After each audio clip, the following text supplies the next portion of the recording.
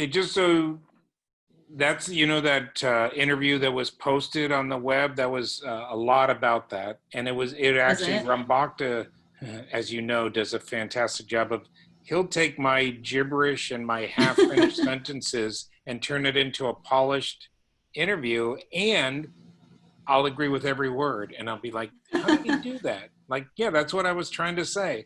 But basically, we have, about 20 students, and we lay some ground rules, and then they're able to go at their own pace. And then we set the kids loose in math in a textbook, and so they can go as fast. I just wrote to a parent who asked about math in the 6th grade. The children can go as fast as they want as long as they show understanding. So there's two parts of it. One is teacher support. Whenever they need help, they need to raise their hand and we come by and help them. But it's also peer-to-peer. Kids will help each other. So it solidifies their knowledge, the kids that are helping. They have a connection with those children. At this age, I think they would prefer to work with their friends. And then we very carefully correct the tests, and that's where we make sure that they're on the right track and that they're doing things, But there's a wide variety of approaches to math. There's Russian style math. There's just a lot of Khan Academy, and kids learn different ways. And so we try to work with each child and help them feel good about where they're at with math. So one of our parents is a researcher at Stanford, in particular, adolescence and math. And the main thing he said was that when they're done with middle school, that they still feel, whether they're doing really well or not, that they feel good about math. A lot of kids really shut down because there are these hyper-achieving kids in classes, and you look at them and it's like, oh my goodness, I'll never be as good as so-and-so. But we try and, there are those kids, and we have some of them. And then there are other kids who struggle. And it's like, all right, no biggie. And one story, one of the girls who I was always telling her, you're pretty good at algebra. No, I'm not. I'm not very good. No, you're pretty good. Long story short, she goes to UC Davis. She's taken a course, and the teacher is talking about genetics and her cats, and she loved cats. She got all caught up in this genetics thing, which is heavy duty math, I believe.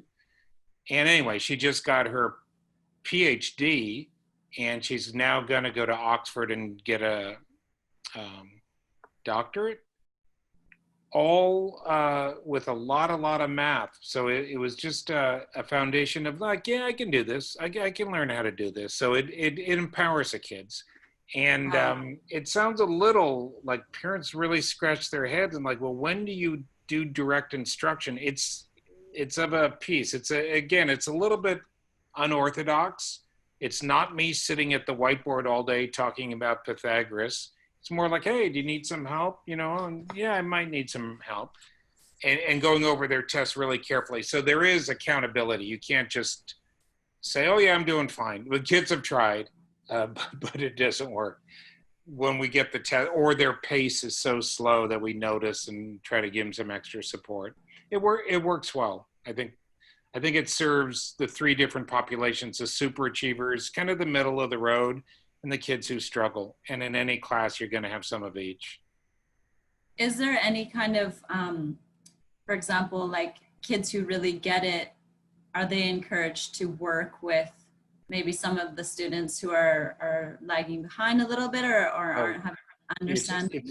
It's a huge component. The peer-to-peer, I'll be sitting here, working with a student, and out of the corner of my eye, I'll just see, without any words getting exchanged, it's kind of like, hey, can you help? So a Vinka or a Pooja will go over and help a younger student. And they feel very, it's vulnerable. And there's a woman at Stanford, Jo Bowler. She's doing all sorts of work with math and kids. And she said she got to Stanford and she was in this math class, and the professor asked a question, and she thought, oh my God, I'm the only person who doesn't know what's going on. I'm totally lost. Later, of course, she found out half the class didn't know what the professor was talking about. But that feeling of, ooh, I don't get it. And he explained it. So a lot of that anxiety is kind of dispersed. We have fun in math. We goof off a little bit. Sometimes we goof off too much. But yeah, peer to peer, and they get to kind of choose their peer. And I would just see like kids, like, how did you know she needed help? Oh, like I knew. They have their own little way of communicating. And then they're comfortable, and they're comfortable asking. And it all comes out in the test. If they have any sort of fundamental misunderstanding, we correct the test very carefully. It's all handwritten. It's not fill in the bubble. You can't just kind of fake it. So I look at how they're getting the answer or where they're going wrong. And so there's some real meat to it, so to speak, but it's a nice learning environment for kids. I think that might be one difference that I could see between, let's say, like a public school and the Living Wisdom School is like that encouragement of students helping students versus, if I can remember some circumstances being back in school, and it's like, the students, you'd have to kind of sneak if you want help from another student. It's not really encouraged, Which also means that the class is going in lockstep, right? Because and that cannot possibly serve. I had some students that it would be a crime to hold them back. I don't know how they understand this stuff. They're in Algebra 2 trig in 8th grade. I don't get it. I really don't. And then other kids are like, wow, I explained this exact concept to you the last 3 days and you get it. And then you come the next day and it's like they've never heard it. And you have everything in between. So I could just say, yeah, it's helpful to everybody. It's helpful to the kids who are really bright. They solidify their knowledge. There's nothing like having to explain something, to really have it sink in. So anyway, and sometimes it doesn't work. Sometimes their style doesn't match the students. So the kids find the student that does match theirs, or they ask myself or Tandava or whoever is teaching that year to come over and help. And that's a good way too. It's good.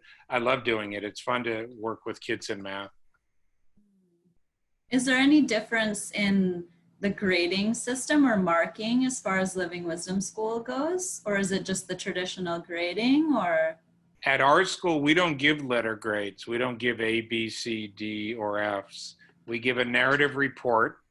So we always start with a positive. What are they doing well? How are they? What whether it's poetry or in math, their hard work or something. There has to be something positive. And then we get specific because we want the parents to know where their child is at grade level wise, and not have false expectations. Like he's really trying, he's really not getting it, or he struggles in math. We'll put things phrased like that despite the struggles, but it's always geared towards a positive. And then in the middle school, because we do have high school in our future, we write down where they are in the book and what their average score has been. So and then we have parent conferences where we talk to the parents specifically about how they're doing so that the parent can know if tutoring is called for or how to gear the high school application. We want it to be real, in other words, but it's not letter grades. It's more about energy and initiative is really the keys to getting a good report card at Living Wisdom. Are you trying? And are you just open to trying to learn, and that you'll get a good report card? Wow. What a difference that would make, I'm sure, for any student. And we send these to, some of the very prestigious high schools in the Bay Area, and I think they get it, like, oh, this is a different type of environment, or and I hope they take the time to read them, because if you read any one of our reports, you really get a feel for the child. You can see a thread in singing, dance, drama, math, language arts, science, like, oh, I see what this child's strengths are. And maybe you would see like, oh, I can see where they need to grow. It's much more who the person is than 3.27, 2.56, or strong in STEM, but weak in, humanities, that type of thing. And it seems to work. We've been, yeah, they take a lot of time. The average report takes a good 2 hours, just for my part. And then we have the Spanish teacher and the language arts teacher and the science teacher and the yoga teacher all writing reports for each child. How much one-on-one sort of student-teacher interaction is there like throughout the year? Is there quite a bit of working with the student individually, or? Well, that's a really good question. I'd say that might be a weak point for me. I mean, in math, I work with students one-on-one. In art, not so much. Certainly if a student ever says, like all this summer, kids have been writing to me and saying, can you work with, I've been working with kids via Zoom in math. I've had math clubs before. So that's 1 and 2-on-1. It's fun because it's so much easier than teaching a large group. But because of the numbers, like we had 24 students last year, it was hard to, and of course we were on Zoom at one point, so that completely, but it's a little hard to spend, real quality time. I have changed the schedule this year. Friday afternoons I'm blocking out for just that, just one-on-one, Zoom or in person, just how you doing, anything we need to talk about, how's, just checking in with them. And we have these wonderful field trips in a normal year where we go away and we kind of bond as a group, and sometimes that's one-on-one. Morning walks, sometimes one child will be with me, and little times during the day there's time for one-on-ones, but I think if anything it's a weak point for me. It's something I would want to work on in the future.